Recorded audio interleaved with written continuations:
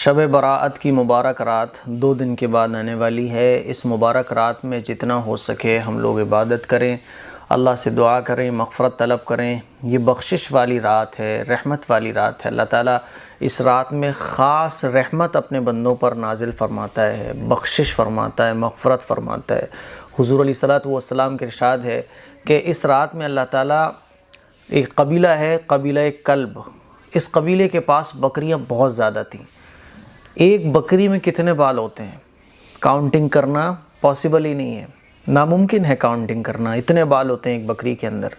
اور پھر قبیلہ کلب جو تھا نا، اس کے پاس بکریاں اتنی تھیں کہ جن کو شمار کرنا مشکل تھا، اتنی زیادہ بکریاں تھیں اس قبیلے کے پاس۔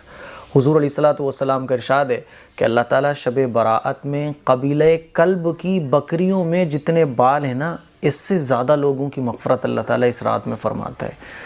تو یہ بڑی مبارک رات ہے۔ اس رات میں جتنا ہو سکے عبادت کریں، اخلاص کے ساتھ، اللہ سے دل لگا کر، اور یہ سوچ کر کہ اللہ مجھے دیکھ رہا ہے، میں اللہ کے سامنے ہوں، تو انشاءاللہ مغفرت ملے گی۔ لیکن کچھ بدقسمت لوگ ایسے ہیں جن کی اس رات میں بھی مغفرت نہیں ہوتی ہے۔ وہ بدقسمت لوگ کون ہیں؟ وہ 8 بدقسمت ہیں جن کی اس رات میں بھی اللہ تعالیٰ مغفرت نہیں فرماتا ہے۔ میں انہی 8 لوگوں کے بارے میں آج آپ لوگوں کو بتانے جا رہا ہوں۔ ہم اور آپ اپنے اندر غور کریں، ہم غور کریں کہ ہمارا شمار ان 8 لوگوں میں تو نہیں ہوتا ہے۔ اگر ہمارا شمار ان 8 لوگوں میں ہوتا ہے تو توبہ کر لیں، سچی پکی توبہ کر لیں۔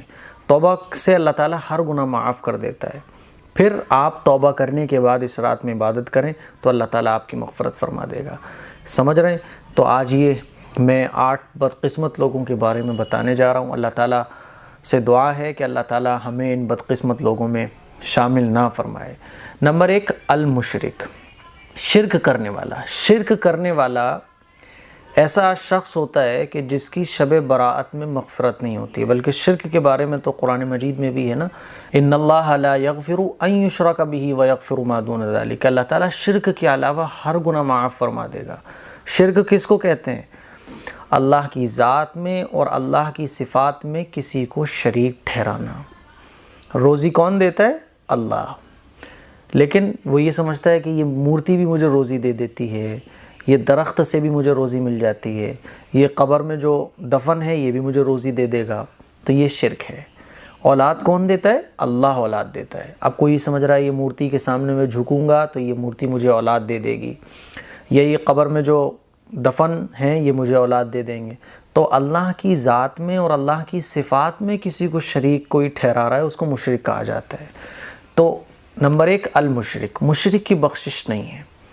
نمبر 2، ناحق قتل کرنے والا، قاتل کی بھی بخشش نہیں ہے، قاتل کی بھی اس رات مغفرت نہیں ہوتی ہے۔ تو اگر کوئی قاتل ہے تو اس کی مغفرت تب ہوگی جب وہ اپنے گناہوں سے معافی مانگ لے گا، اپنے قتل کے گناہ سے معافی مانگ لے گا، سچی پکی توبہ کر لے گا۔ نمبر 3، دل میں کینہ رکھنے والا۔ دل میں جو شخص کینہ رکھتا ہے اس کی بھی اس رات مغفرت نہیں ہوتی ہے۔ ہاں، اگر وہ اس گناہ سے توبہ کر لے تو اللہ تعالیٰ اس کی بھی مغفرت فرما دے گا۔ ٹھیک ہے؟ تو کینہ کس کو کہتے ہیں؟ آپ کسی سے جل رہے ہیں، کسی کو اللہ نے نعمت دے رکھی ہے، جل رہے ہیں، کینہ رکھے ہوئے دل میں، اس سے دشمنی رکھے ہوئے، یہ سارا کینہ کہلاتا ہے۔ کسی کے بارے میں غلط سوچنا، اس سے جلنا، کوڑنا، بعض لوگوں کی عادت ہوتی ہے نا جلنے کی، اسی لیے چاہے مرد ہو چاہے عورت ہو، کینہ رکھنے والے کی اس رات میں مغفرت نہیں ہوتی ہے۔ اسی لیے اس عمل سے توبہ کریں اگر آپ کسی کے لیے کینہ رکھتے ہیں اپنے دل میں۔ نمبر 4، بدکاری کرنے والی عورت، ناجائز تعلق رکھنے والی عورت۔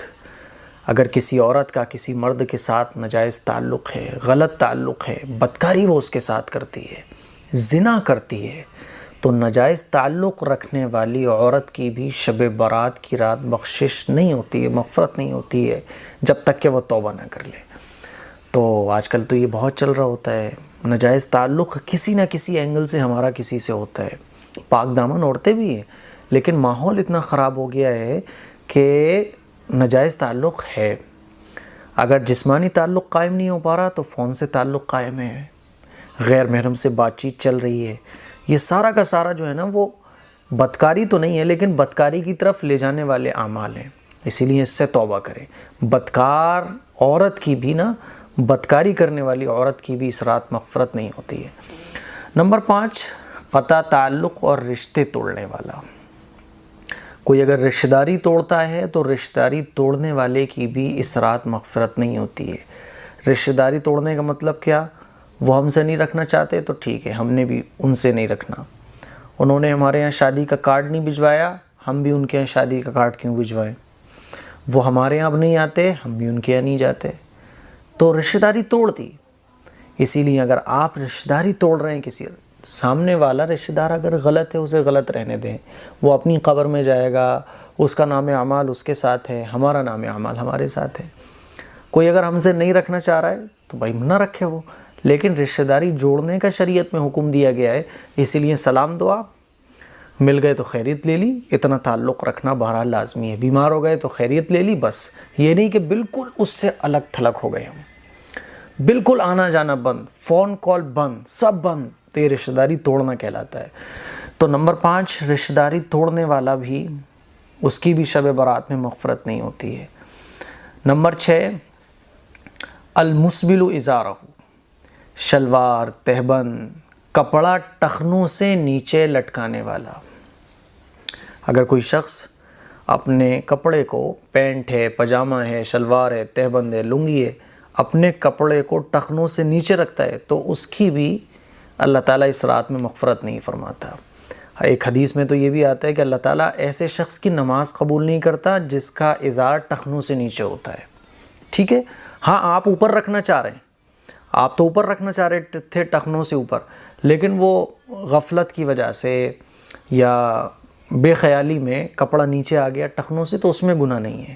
لیکن جان بوجھ کر ٹخنوں سے نیچے آپ رکھ رہے ہیں تو پھر یہ جو ہے ناجائز اور حرام ہے، اور ایسے شخص کی بھی شب برات میں مغفرت نہیں ہوتی۔ مردوں کے لیے ٹخنوں سے اوپر کپڑا رکھنا یہ ضروری ہے، عورتوں کے لیے ٹخنوں سے نیچے رکھنا ضروری ہے، ٹھیک ہے نا۔ نمبر 7، والدین کا نافرمان۔ جو شخص اپنے والدین کا نافرمان ہوتا ہے، اس کے والدین اس سے ناراض ہیں، تو والدین کے نافرمان شخص کی بھی شب برات میں مغفرت نہیں ہوتی ہے۔ نمبر 8، شراب پینے والا۔ کوئی اگر شرابی ہے تو شرابی کی بھی اس رات مغفرت نہیں ہوتی ہے۔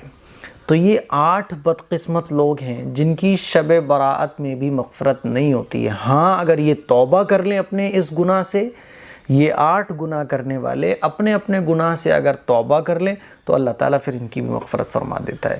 تو مجھے امید ہے کہ آپ لوگوں کو یہ 8 لوگوں کے بارے میں پتہ چلا ہوگا۔ اب ہم اور آپ اپنے اندر غور کریں، کیا ہمارا شمار ان 8 لوگوں میں ہوتا ہے؟ کیا ان 8 جو یہ گناہ ہیں، کیا یہ 8 گناہوں میں سے کوئی گناہ ہم کرتے ہیں؟ اگر کرتے ہیں تو توبہ کریں اور اللہ سے سب سے پہلے اپنے اس گناہ کی معافی مانگیں، پھر عبادت میں مشغول ہو جائیں، تو اللہ تعالیٰ پھر ہمیں بھی معاف کر دے گا۔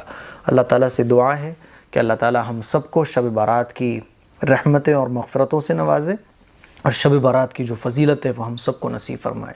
السلام علیکم ورحمۃ اللہ وبرکاتہ۔